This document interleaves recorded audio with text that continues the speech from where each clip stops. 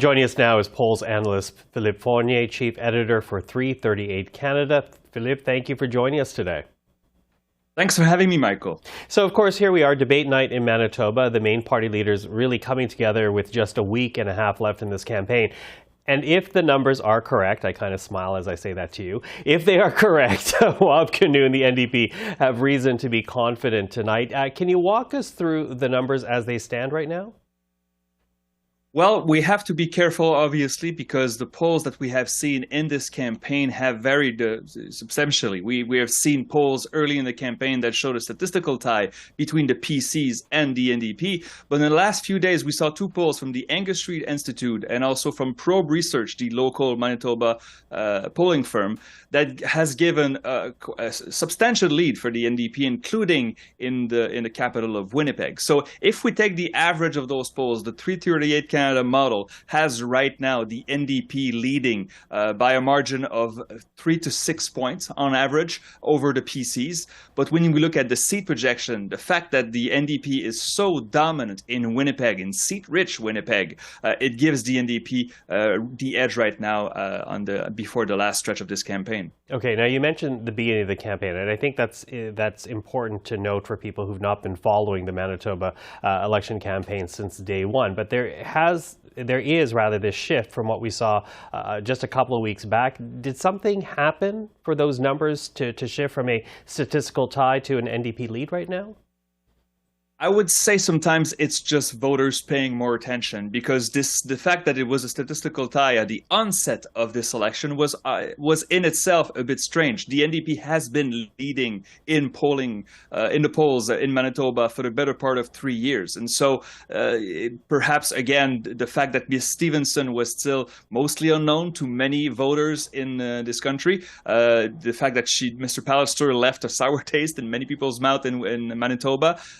But we'll have to see whether those numbers coalesce around single values instead of just seeing some fluctuation. So I am not ready to call this one yet, Michael. But if we have to give an edge right now, it would be to the NDP. Okay, now you mentioned the capital city, and we do know that 32 of Manitoba's 57 ridings are in Winnipeg. Is that essentially where the NDP will build their government, or are we seeing notable increases for the party outside of the Winnipeg area as well? Well, the numbers disagree a little bit in Winnipeg, but they all show a strong lead for the NDP. So the Angus Street Institute has a 20-point lead in Winnipeg, and Probe Research has an almost 30-point lead in Winnipeg. And so if you have a 30-point lead in the city, you could almost sweep it, save maybe for one seat or two that would go to the Liberals. And so if you sweep or almost sweep Winnipeg, that means you are already very close to the 29-seat threshold to win a majority at the Manitoba legislature. So yes, if the NDP has a strong night in Winnipeg and can win the odd rural riding, they will be in power with a majority in Winnipeg. Okay, how much of this is about leadership, Phillipe? How much does Kinew or Heather Stefanson factor into people's decision-making right now when they're asked about the election? We see here in the numbers that Ms. Stefanson, her personal numbers are lower than the PC numbers. So she has brought the PC brand down a little bit. And the Angus Street Institute does those polls on a quarterly basis. They just ask people from every province, are you satisfied or do you approve of the actions of your premier? And Ms. Stefanson was dead last among 9 premiers that were polled earlier this month. And so if Ms. Stefanson can dig her out herself of this hole, she will have proven that the PC brand still remains strong in many parts of Manitoba. But as you said, leadership matters a lot, and Kinew so far has managed to get better numbers than his rival. Okay, so leadership, obviously Winnipeg and how the city feels about provincial issues factoring big in this vote. What about issues specifically? Is there any issue that's turning the way people feel about their choice?